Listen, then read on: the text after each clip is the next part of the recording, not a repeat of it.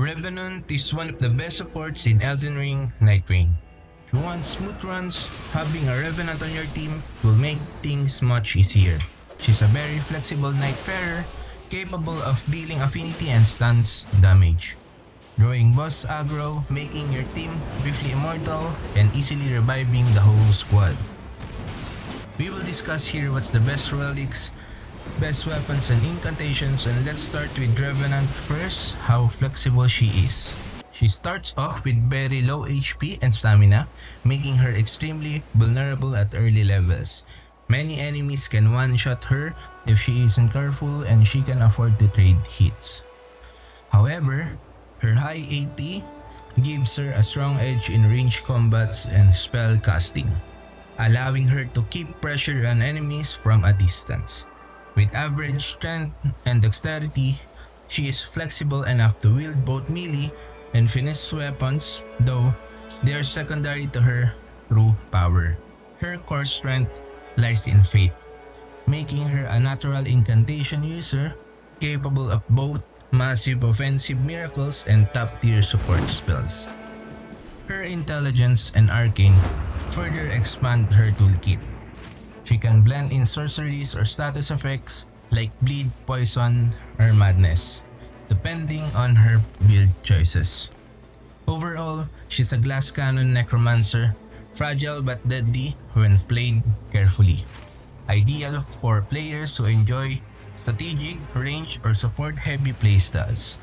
She can decimate bosses with fate-scaling weapons and with her family, which are Spirit Ashes, while she may struggle early on due to her slow survivability. Her potential in the late game is enormous once she is properly leveled and geared. Her skills are mostly for team. Her passive ability, Necromancy, allows her to raise the souls of fallen enemies, summoning ghostly allies to fight alongside her. These spectral warriors aren't just for show. They add pressure in combat and can distract enemies, buying time for her or her team. Her character skill, Summon Spirit, lets her play a hunting melody on her lyre to call upon the spirits of her fallen kin. These family spirits rally her allies, providing emotional strength and likely some form of buff or combat support. Helen, the Agile Page. Helen is a swift, dexterity-based summon who wields a rapier and excels in small, confined combat spaces. She performs rapid thrusting attacks and is the only family summon capable of dodging and evading enemy blows with quick footwork. Helen is ideal to summon at the start of an encounter or in tight areas where her mobility shines. However, she lacks durability, unlike Frederick or Sebastian, so expect her to fall quickly if overwhelmed. If Immortal March is triggered while Helen is active, she unleashes a special flurry of rapid thrust far faster than her normal strikes. Frederick the Burning Cook. Frederick is a massive pumpkin-head summon who fights with a large bone great hammer, dealing blunt damage through overhead smashes and sweeping AoE swings. His attacks are great for crowd control, hitting multiple enemies at once. While slower than Helen due to his size, Frederick makes up for it with high defense and wide-reaching attacks. He is best summoned mid-combat or as the final summon, especially during chaotic or prolonged fights. When Immortal March is active with Frederick on the field, he spins through enemies with a devastating chain of 360 degrees AoE attacks, dishing out heavy boss damage. Sebastian the Doting Butler. Sebastian is the most powerful of the three family summons, taking the form of a giant stationary skeleton. He spawns slightly to your left and remains rooted, releasing low damage AoEs that draw enemy aggro. His main offense includes heavy overhead slams and wide frontal AoEs with these massive arms. Despite being immobile, his damage output is immense, especially against Night Lords. Timing is crucial. Summon Sebastian when you can guide enemies toward him for maximum impact. If Immortal March is triggered with Sebastian active, he unleashes a black stream of damage that can stagger even the toughest bosses. And finally, her ultimate art, Immortal March, that truly defines her as a support powerhouse. When activated, she unleashes her vengeful spirit, granting herself and nearby allies temporary immortality, letting them fight without fear of death during its duration. This skill acts as a clutch lifesaver, capable of reviving fallen allies instantly and triggering unique special moves from summoned family members, each with special moves that can shape the tide of battle.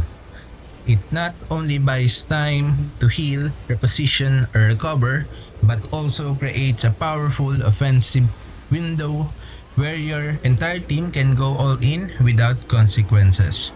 Altogether, she plays a ghostly support role, keeping her team alive, empowered, and backed by the spirits or phantoms, turning moments of desperation into victory. Let's talk about relics and incantations. It's up to you if you want some very supportive relics like makes you heal your allies or boost runes acquisition. But in my opinion, Revenant can really play a big part with her skills. Since she is flexible to many weapons, you don't want to be a full support. Instead, you should play with improved incantations or make you use Ghost Flame Explosion when performing art. I believe that she isn't a support only. She can literally perform big in most of the fights, especially if she got her best weapons. So if you want support relics, you can use these. Increase stamina recovery for allies. Flask also heal allies. Slowly restore HP for self and nearby allies when HP is low. Defeating enemies restore HP for allies, not for self. But if you want to boost Revenant's damage, you can use this relic. Power up when playing alongside with your family. This is quite useful since you will always use spirits for fast raids and being powered up to kill a location boss or field boss.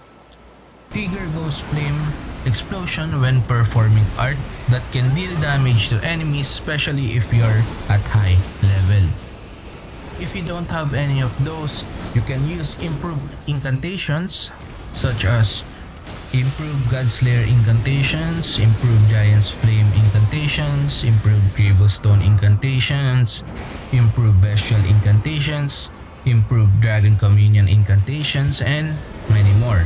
Before we talk about seals, each one has two incantations. The first incantation is fixed.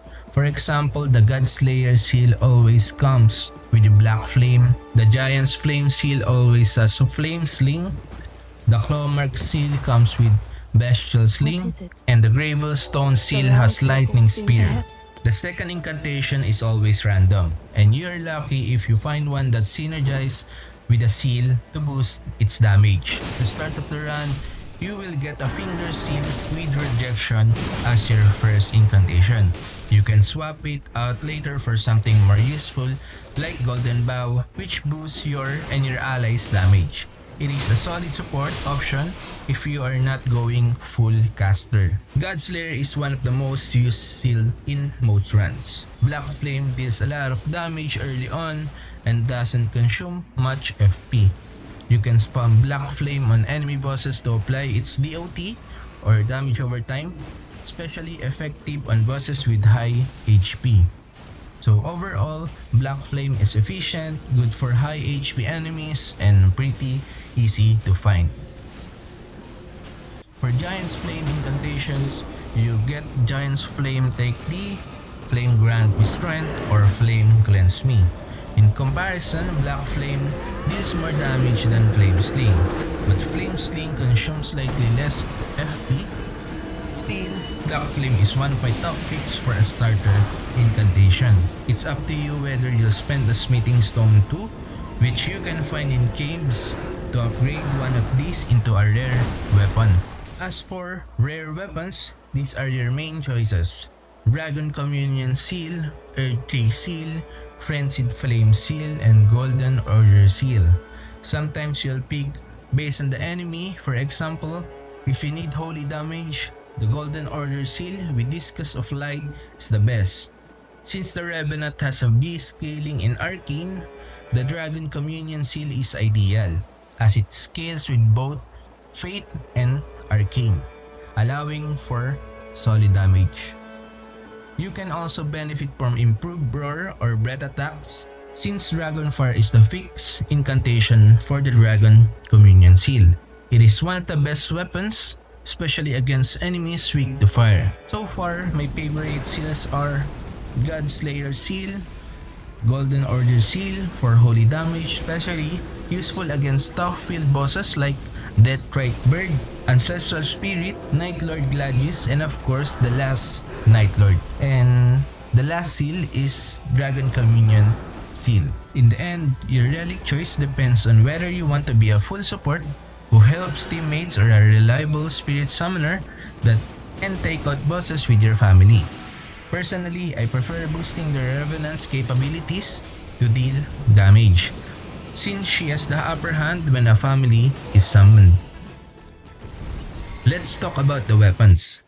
Obviously, at the start of the run, you won't have access to some decent seals right away, such as Godslayer Seal, Giant's Flame Seal, Gravelstone Seal. One of the Revenant's main weapons is the Revenant's Curse Claw that scales with Fate. It is pretty solid as decent range and also build ups blood loss. That bleed effect definitely helps with pressure. It's up to you if you want to invest in upgrading it or swap to another weapon that better fits your build. If you want a weapon replacement, running dexterity based weapon is a solid early game choice. Weapons that apply status ailments like blood loss or poison can make a big impact, letting you support your team with build up while staying out of direct danger. Even if you are not the main damage dealer early on, you are still playing a valuable role by applying pressure and setting up finishers. Once you finally get your first seal and initial incantations, your playstyle shifts hard into casting, and that is when the build really starts to shine. Since we already talked about how the different kind of seals and how they should be played, I think you have the idea already which is which. For weapons, there are also good fate scaling weapons out there that can literally be an OP weapon and really fit to your style. Coded Sword and Cipher. The Coded Sword is a rare, straight sword that scales with Fate, similar to the Cipher, which is a fist weapon. Both can use the unblockable blade Ash of War, meaning their attacks bypass enemy blocks, increasing the chance to apply poise damage. However, actual poise break still depends on the weapon's base, poise damage, and the attack type. Heavy weapons and jump attacks generally do more poise damage, but we can't deny the fact that having Revenant at S-Fate and a Coded Sword and Cipher with S-Fate scaling means your damage output, especially holy damage, will be really high, giving you a huge boost in overall effectiveness.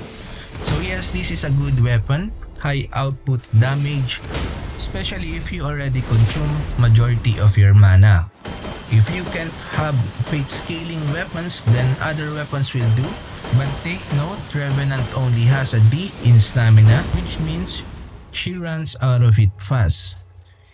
If you use heavy weapons, you'll blow through all your stamina in just a few swings. It is better to stick with lighter, faster weapons that let you stay mobile and keep attacking, which are dex weapons such as katana, curved swords, or spears. And that's why I always say Revenant is a flexible character. She can fit into different playstyles. The only downside is her low HP and early game reliance on spirit summons or teammates to stay alive. Thanks to her flexibility, you can swap based on the situation. Use Rivers of Blood if the boss bleeds, since she has Arcane B, or a Sacred Nagakiba if it's weak to Holy. Revenant can handle different affinities and weapon types depending on your rank. This is where your Elden Ring experience really shines, knowing what tools to bring and how to use them. Straight swords are good too. There are fate scaling straight swords that are rare and they might be a good use too. If your stats aren't tanky enough or you're not confident with the close combat, using a bow is a solid option. There's a dormant power that boosts your FP through successive hits, which pairs well with ranged play. It is a safe way to contribute, especially if your weapon isn't great, you're out of mana, or the boss is too fast to deal with up close. As a Revenant user, keep in mind that churches always give seals. These are key spots for your build. The main Revenant location is the hole before the boss room, where you'll often find one waiting. If you're lucky, you might get a strong starter seal, and don't forget to check the small houses too. Some of them have seal cases that can give you powerful options like the God Slayer or Giant Flame Seal. For Talisman and Dormant Power, when it comes to Talisman, just take whatever the game gives you. Sometimes you only get a few choices and don't have much time to find the best one. So you gotta know what works for your character. If the talisman you get aren't good for you, just give them to your teammate. But if you get something like Radagon's Icon for faster casting or Old Lord's Talisman for longer spell time, those are good picks. Most times talismans are random, so just be flexible and pick stuff that helps your FP, HP, or stamina.